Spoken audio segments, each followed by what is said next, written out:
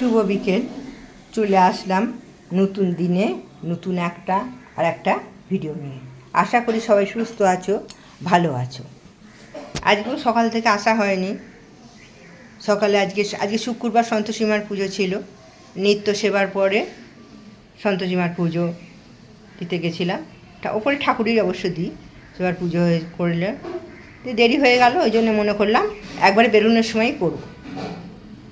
এখন ঠাকুরের বড়মার মাতৃবন্দনা মাতৃ সম্মেলনের জন্য অনেকটা লাগে, তো ওটা প্রোগ্রামটা তো 1 ঘন্টা 10 মিনিটে, কিন্তু সেটা কেটে ছেটে করা হয়। যদি আমার এইদিকে দৈনন্দিন কাজগুলো একটু কম দেখিয়ে ঠাকুরের কাজগুলো একটু বেশি দেখাতে পারি, তাহলে নিশ্চয়ই আরও ভালো হবে। ঠিক আছে, সঙ্গে থাকো। আজকে আমি চলে এসেছি, আমরা সবাই মায়েরা সব চলে এসেছি বেগুনিয়ায় দক্ষিণ পাড়ায় এক মায়ের বাড়িতে। এদের আগে কোনো দিনই সৎসঙ্গ মাতৃ সম্মেলন কোনো দিনই হয়নি। এরা দীক্ষা নিয়েছিল, হয়নি এদের বাড়িতে। খুব ভাল লাগছে দেখে। ঠাকুরের আসন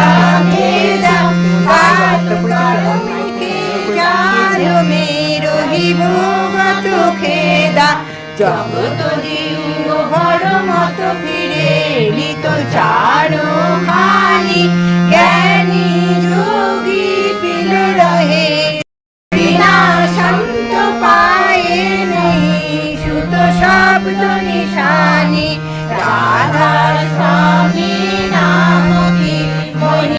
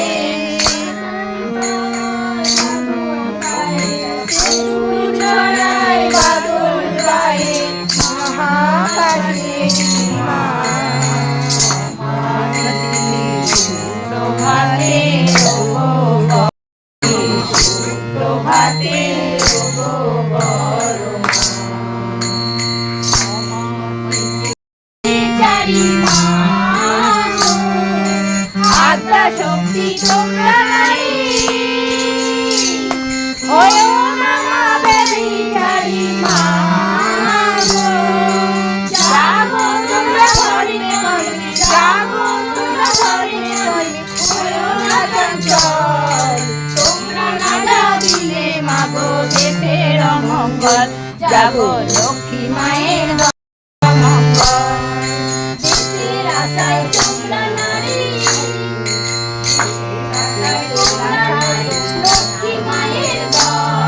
শ্রাবণ মাসব্যাপী মায়ের জন্মদিন হিসেবে মাতৃ সম্মেলন কোনো না কোনো বাড়িতে হয়ে থাকে, হচ্ছে এবং হবে। একদম 30 তারিখ হোক 31 তারিখ শ্রাবণ মাসের যে কটা তারিখে থাকুক না কেন, সব দিনেই কিছু না কিছু হবে। তা যাই হোক, মায়ের যখন জন্ম মাস, মায়ের সম্বন্ধে একটু কিছু বলি। মা পাবনা জেলার ছোপাদহ গ্রামে কৃষ্ণা দ্বাদশী তিথিতে 1301 সনের 14ই শ্রাবণ শ্রী বড়মা জন্মগ্রহণ করেছিল। বড়মার পিতার নাম ছিল রামগোপাল ভট্টাচার্য, মাতার নাম ছিল ত্রিনয়নী, আর বড়মার নাম ছিল সরসী বাই। তবে বড়মাকে ছোটবেলায় আদর করে সবাই ডাকতো ফটকি বলে। তা বড়মা প্রচুর গুণ, তাই তো তিনি আজকে জগৎজননী বড়মা হয়ে উঠেছে। ছোট থেকেই বড়মার সব কিছুতেই খুব গুণ ছিল। বাড়ির মায়েরা, ঠাকুমা, অন্যান্য যারা ছিল তারা বড়মাকে প্রতিটা কাজ শিখিয়ে দিতেন যত্ন সহকারে। বড়মা সেটা সেইভাবেই করতেন, তবেই তিনি আস্তে আস্তে বড় হন। বড় মা একবার মাতুলালয় ছিল। বড় মার মামা মামি ছিল নিঃসন্তান। তা বড় মাকে মামা মামি প্রচণ্ড ভালোবাসতেন, বড় মার দিদিমাও ভালোবাসতেন। বড় মার এক ভাই ছিল, বড় মার আরও দুজন বোন ছিল। তা যাই হোক, বড় মা বাবা চাকরি করতেন, স্কুল শিক্ষক ছিল। বাবার খাবার অসুবিধা হতো বলে মা চলে এসেছিল দুটো বোনকে নিয়ে, ভাইকে নিয়ে বাবার কাছে।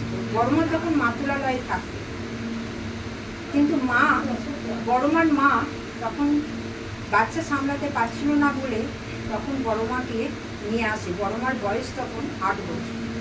সেই 8 বছর বয়সে বড় মা মাতুলালয় থেকে মায়ের কাছে যখন এলো, মা বাবার কাছে যখন এলো, তখন ওই ভাইটাকে সামনে সংসারের কাজকর্ম করে তার মধ্যেও বড় মাকে শিক্ষা দিতেন বড় মার বাবা। বড় মাকে লেখাপড়া শেখাতে পাঠশালায় যেতে হয়নি, যেহেতু বড় মার বাবা শিক্ষক ছিল। বড় মাকে সন্ধ্যের পর পড়তে বসাতেন। বড় মা তাতে কিন্তু খুব সন্তুষ্ট ছিলেন। পরে বড় মাকে স্কুলে ভর্তি করে দিয়েছিল একটা বালিকা বিদ্যালয়ে, কিন্তু প্রথমে হাতে করে কিন্তু তার বাবার কাছে। যাই হোক, আস্তে আস্তে বড় মা যখন বড় হতে লাগলো, বড় মা যখন মায়ের কাছে থাকতে লাগলো, তখন বড় মার মায়েদের এক কুটুম্ব পরিজন একটা আপনার অন্নপ্রাশনের নেমন্তন্ন করবে। সেই কুটুম্ব বাড়ি যাবে, বড় মাকেও নিয়ে যাবে সঙ্গে। বড় মাকেও নিয়ে গেল। সেখানে গিয়ে যে কুটুম্ব বাড়ি গিয়েছিল, সেখানে সেই বাড়ির যে বয়স্ক ঠাকুমা ছিলেন, তিনি বড় মাকে দেখে এত ভালো লেগেছিল। বড় মার যেমনি গায়ের রং, যেমনি কথাবার্তা, বড় মা যে দাঁড়াতেই মায়ের সাথে ভাই বোন মিলে বড় মা যখন গেছে, সেই বাড়ির ঠাকুমা বড় মার গালটা ধরে চুমু খেয়েছিল আর বলেছিল যে এই মেয়েটির সাথে আমার অনুকূলে যদি বিবাহ দেওয়া যায় তাহলে খুব ভালো হয়। সে ছিল তখন ওই ঠাকুমার অনুকূল ঠাকুর ছিলেন নাথ। তা সেই ঠাকুমা বলেছিলেন যে বড় মার সাথে বিয়ে দেওয়ার কথা। যাই হোক, তখন কথাটা সবে মাত্র কেঁদেছিল। একবার কি হলো, ঠাকুরও তখন ছোট, ঠাকুরও গেছেন। ঠাকুর গিয়ে একটি গাছেতে বসে পেয়ারা পাচ্ছে, আর বড় মা তার সহসঙ্গীদের সাথে খেলাধুলা করছে। আর সহসঙ্গীরা ঠাকুর অনুকূল চন্দ্র যখন গাছে বসে পেয়ারা পাচ্ছিলেন, তখন একটা করে পেয়ারা ফেলে দিচ্ছিল। বড় মার অনুসঙ্গী যারা ছিল, তারা সেই পেয়ারাগুলো একটা একটা করে দিয়ে নিচ্ছে। বড় মা কিন্তু পোড়ায়নি। এমন সময় তখন ঠাকুর এমন পেয়ারা ফেললেন যে পেয়ারাটা বড় মার আঁচলের সামনে এসে পড়ে রইল। বড় মা তাও কিন্তু পোড়াচ্ছেন না। তখন ঠাকুর অনুকূলচন্দ্র বললেন, পেয়ারাটা তুমি নাও। তখন বড় মা সেই পেয়ারাটা নিয়ে। তাহলে কি হলো, সেইখানেই প্রথম দেখা ঠাকুর অনুকূলচন্দ্রের সাথে বড় মা। পরবর্তীকালে দুটো আত্মীয়র পক্ষের কথাবার্তাতে বড় মার সাথে ঠাকুরের বিবাহ হয়। ঠাকুরের কাছে এসে বড় মা শ্বশুরবাড়িতে এসে অনেক লাঞ্ছনা বাঞ্ছনা পেয়েছিল, কিন্তু বড় মা ছোট থেকে শিক্ষাটা এমনই পেয়েছিলেন যে অত লাঞ্ছনা বাঞ্ছনাও কিন্তু সে নির্বিকারে সহ্য করেছিল। বড় মার দিদিমা শাশুড়ি বড় মাকে খুব জ্বালাতন করত, কিন্তু বড় মা কোনো কিছুতেই কর্ণপাত করত না, নির্বিকারেই সেই সমস্ত কাজগুলি করে যেত। তারপরে কি হতো, ঠাকুরের বায়না। ঠাকুরকে বড় মা এতই ভালোবাসতেন যে ঠাকুরের সব দিকে খেয়াল রাখতো। পার্লারে বসে ঠাকুর ভক্তবৃন্দদের সাথে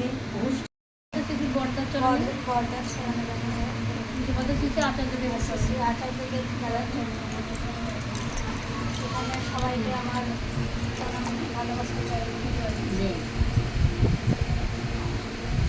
ঠাকুরকে নিয়ে চলতে হবে সকল মানুষকে। ঠাকুর পথে থাকবে একটা সবারই মঙ্গল।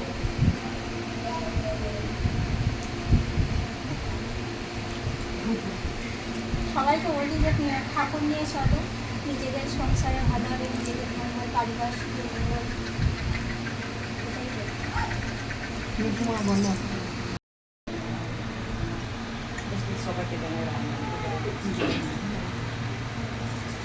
আমরা এসেছি মায়েদের কেমন লাগছে? ভালো লাগছে কি? ভালো লাগছে, কিন্তু আমার ভালো লাগছে না। তার কারণ আপনাদের কাছে আমরা কিন্তু পাই না। অনেকবার বলেছি আপনারা কাছে আসুন, কাছে আসুন, সেজন্য খুব কষ্ট দিয়ে আমরা কাছে পাই না। আপনারা আমাদের মাতৃ সমতুল্য, আমরা মেয়ের মতো। আপনাদের গোলটা যদি না পাই না, আমাদের একটু ভালো লাগে? বলুন, আপনারা এসে বসুন, দেখুন ভালো লাগবে। এখানে আসুন, আমি অনুরোধ করে বলছি আপনারা সামনে আসুন। হ্যাঁ, আসুন, আসুন সামনে জায়গায় আসুন। অনেক জায়গা আছে, সব কিছু নেই। মা আপনি আসুন, সামনে আসুন। আপনারা যদি না আসেন, আপনি মানে নতুন নতুন মায়েরা যদি না আসেন, আমাদের মাতৃ সম্মান করে থাকবে। আচ্ছা ঠিক আছে, আপনি আসুন। বাচ্চা মেয়েকে এখন থেকে যদি ঠাকুরের সামনে না বসেন মা, তাহলে ওই বাচ্চাটাকে সঠিক পথে পরিচালনা করানো যাবে না, ঠিক আছে? মানে অনেক সৌভাগ্য যে আজকে আমরা সকলে একত্রিত হয়ে পরম পিতার মানে দরবারে এসে এমন আয় তো আচ্ছা ভালো কি ভালো মেয়েটা এসো, এই তো হ্যাঁ আসুন তো। জায়গা আছে প্রচুর, জায়গি এখানে বসুন। হ্যাঁ, সুঅভ্যাস মানে আমরা যদি সুঅভ্যাস না করে এলো তো, তাহলে এটা হচ্ছে আমি ডাকিনি, এটা আমার ব্যর্থতা। কারণ আমি অলসতা নিয়ে আমি বসে আছি, এটা হচ্ছে আমাদের মানে ব্যর্থতা। এই ঠাকুর বলেছেন এতটুকু যদি আমি অলসতা করি, সেখানে শয়তানের বাসা বাঁধবো। অলস্য মস্তিষ্ক শয়তানের বাসা। তার মানে আমরা এখানে আচার্যদেব বলেছেন এবছর মানে ডিপি ওয়ার্ড দিয়ে তোমার মাথা যন্ত্রণা করছে ডিপি ওয়ার্ড করো, তোমার পেটে যন্ত্রণা করছে ডিপি ওয়ার্ড করো, তোমার যাবতীয় সমস্যা হচ্ছে ডিপি ওয়ার্ড করো, তোমার প্রত্যেক মায়েদের ঠাকুরের পথে আনতে হবে ডিপি ওয়ার্ড করো। ডিপি ওয়ার্ড মানে আমরা প্রত্যেকে আনন্দে থাকবো, ভালো থাকবো, প্রত্যেকের মানে আমরা যে পড়ে এসছি, সেজে বুঝে এসছি, আমরা আলাদা, আর আপনারা যে এই যে এসছেন দূরে বসবেন, এটা একটা কেমন একটা দূরত্ব মনে হয় না যে আমরা আপনারা একটু দূরত্ব বোধ, কিন্তু তা না, আমরা প্রত্যেকেই এক। আমরা প্রত্যেকে এক, আমরা কেউ আলাদা নয়। এই যদি প্রত্যেকে এক যদি হতে পারি, তাহলে আমার আচার্যদের খুশি হবেন। ওনাকে খুশি করাই আমার জীবনের পরম ধর্ম। তাই আপনাদেরকে অনুরোধ করেছি আপনারা সামনে এসে বসুন। হ্যাঁ, আচার্য এটি খুশি হবে, আমরা প্রত্যেকে এক জায়গায় এসেছি, এটা আচার্যদের খুশি হবে, তাকে খুশি করে আমার কর্তব্য। হ্যাঁ, যাই হোক মা, ঠাকুরের কাছ তিনি করিয়ে নেন যে আমি ওর কেউ নই, তিনি কেউ নেই, এটা পূর্বজন্মের সুপ্রতি। যে মৌসুমী মা একদিন আমাদের বাড়িতে তার কর্মসূত্র অনুযায়ী যাওয়াতে আমি বললাম কর্ম তো অনেক করছে, একটু ধর্ম করো।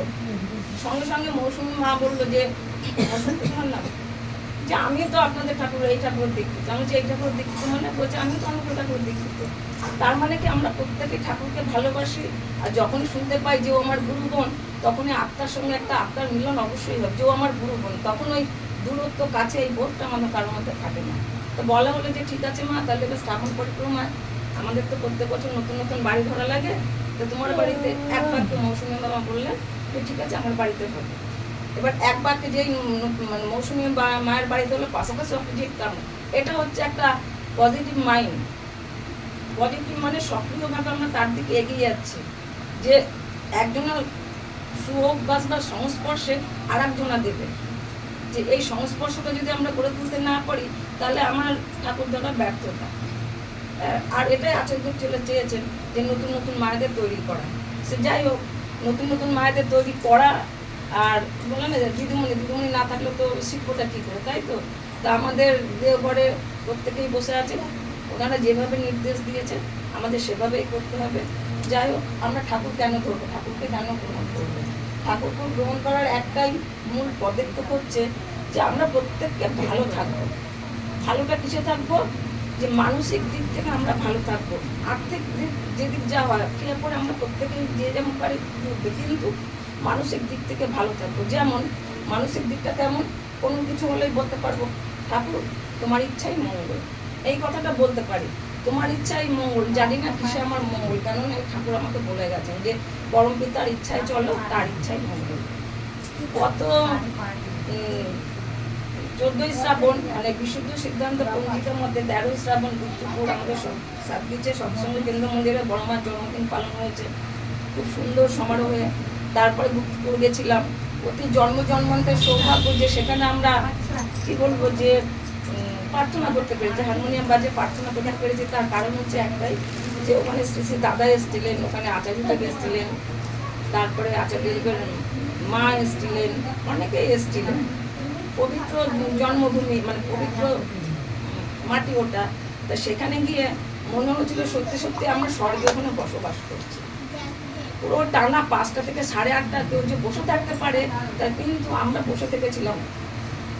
আমরা এমনি কিন্তু আলাদা এইভাবে বসে থাকতে পারবো না 5টা থেকে 8:30, কেউ উঠিনি। তাহলে কীভাবে আমরা বসেছিলাম, এটা যদি ভাবতে চাই, তাহলে পরম পিতা আমরা স্বর্গের রাজ্যেই বসবাস করেছিলাম। তাই আমরা কোনো কিছু বলিনি, না আমার স্বামী কী খাবে, কখন বাড়ি যাবো, এত দেরি হচ্ছে কেন, এটাই। কিন্তু যখন এই স্বর্গ থেকে আমরা এই মানে মাটিটা ত্যাগ করলাম, তখনই মনে হয় আবার পোকাগুলো মনে হচ্ছে, মানে কি বিপরীত মাইন্ডগুলো মনে হচ্ছে আমাকে আবার এই বিল করে ছেড়ে ধরেছে, পিছন টেনে করে পেছন ধরে এই। তো সেই জন্য ঠাকুর বলছেন যে 1 ইঞ্চি তুমি ফাঁক রাখবে না, যেখানে আমার কোনো কিছু গলত ঢুকবে। তাই প্রত্যেক মানুষকে যেন আমরা ইষ্টমুখে করে তুলতে পারি। ইষ্টমুখে করে তোলার একটাই লক্ষণ হচ্ছে যে প্রত্যেকের সঙ্গে প্রত্যেকের যোগাযোগ বিনিময়। আর যেটা বলেছে যে আমাদের এইখানে যদিও উপজেলা কেন্দ্র নেই, আমার মনে হয় মন্দির কর্তৃপক্ষকে বলে এখানে একটা উপজেলা কেন্দ্র অবশ্যই দরকার। কেননা আমাদের এখান থেকে অনেক ইষ্টভূতি যায়, আবার যায় না ঠিক মতন, আমরা দিতেও পারি না। তো এই ব্যাপারটা এখানে যে মানে ভালো কর্মী, যে এটা যদি আমাদের কেন্দ্র মন্দির কর্তৃপক্ষকে বলা যায় যে এখানে একটা উপজেলা কেন্দ্রের দরকার। এখানে অনেক মা আছে যে মাগুলোকে সঠিকভাবে অ্যাক্টিভ হবে, যে এখানে একটা উপজেলা কেন্দ্র না, ইষ্টভূতির সমস্যা থাকে।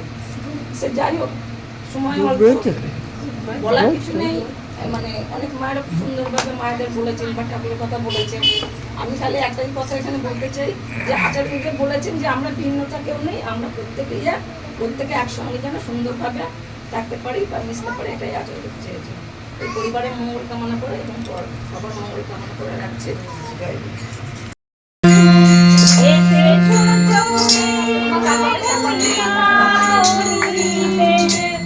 এসেছো তুমি প্রভু পিতা বলিতে, নাই নাই আর ভয় নাই, ও গো নাই নাই আর ভয় নাই। প্রেমী তোমারে প্রণাম জানাই, প্রেমী তোমারে প্রণাম জানাই।